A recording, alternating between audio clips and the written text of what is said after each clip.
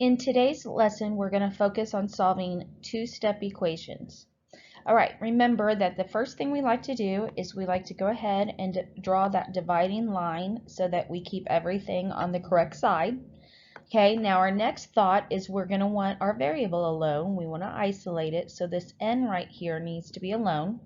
So I'm going to go ahead and record at the top to keep my work organized correctly that on the right hand side is where I want my n to be. So all the constants, the numbers will go to the left hand side. So that's why in this equation, I'm going to start by thinking on that side that has the n because it's the only place where it's found. I'm going to think if that side is for n's only, then this number of positive 5 can't be there. So that lets me know what my first step is. I need to cancel out the positive 5 with its opposite, which is a negative 5. So I'm going to go ahead and do that. This canceled. Over here I have same sign, so I'm going to add 155 and 5 is 160, and now since they were same sign, I keep the sign. All right, now I know that negative 160 is equal to 10 n's. All right, now we have something similar to what we did yesterday in our one-step multiplication and division. I know that 10 is a coefficient. It's being multiplied by onto the n, so I need to undo multiply by 10. I'm going to divide both sides by 10. And negative 160 divided by 10, well, 160 divided by 10 is 16, and now I think different signs negative. And then over here, the 10 divided by 10 turns into a 1, and 1 times n is just 1n. So now I can see my answer is n is equal to negative 16. Now in these problems, I want to remind you that you can always plug the number back in to make sure that it works in the original equation, that everything ends up balanced. So let's look at doing that. I get negative 155 is equal to 10 times, well, I know now I think that the n is negative 16.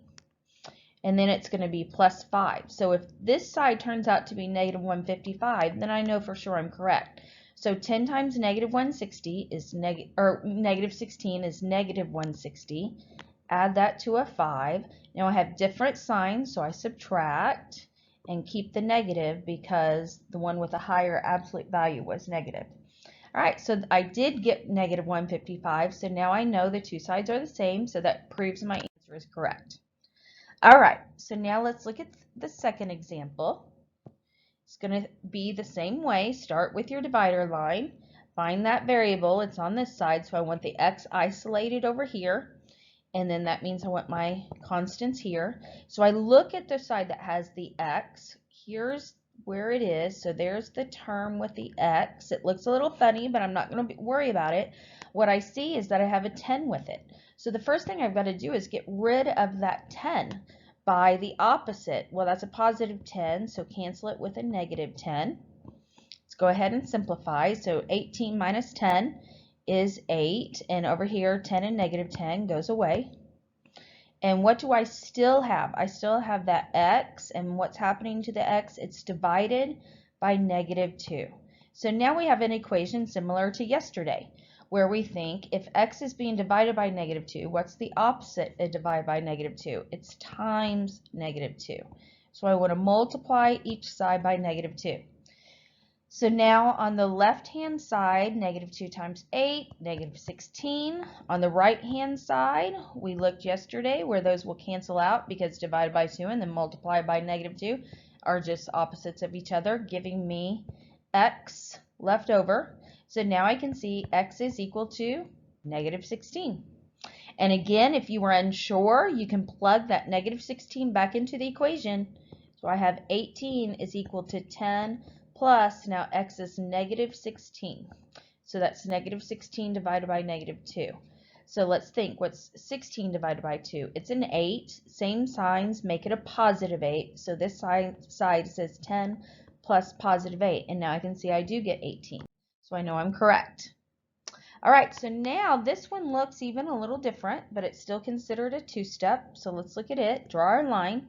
This time I see that my term is on the left-hand side, the r, or the variable, but I've got it connected with a number, and then all of that is divided by 5. When this happens, it kind of changes the order, and it's because this fraction bar is kind of considered a grouping symbol, and we know that grouping symbols change the order. So on this type of problem, the first thing I need to do is undo the divide by 5. So I'm going to multiply both sides by 5. In high school, they call this clearing the fraction. Okay, so I'm going to cancel out the 5's on the left-hand side. When I do that, I'm left with -1 plus an r. Now on the right-hand side, -2 times 5 is -10. Now we look at this, and I've got r right here. What's with it? A -1, so let's cancel out that -1 with a +1 to get it alone. So those cancel out. That gives me r is equal to, on the right hand side I've got different signs, so I subtract to get a 9. The one with the highest absolute value is the -10, so I make my answer -9. And again, you can check your answer. So let's do that really fast.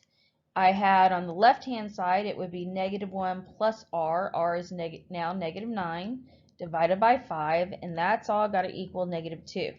So -1 plus -10, that would turn, or sorry, -1 plus -9 would turn out to be -10. So I'm going to put it in green on top.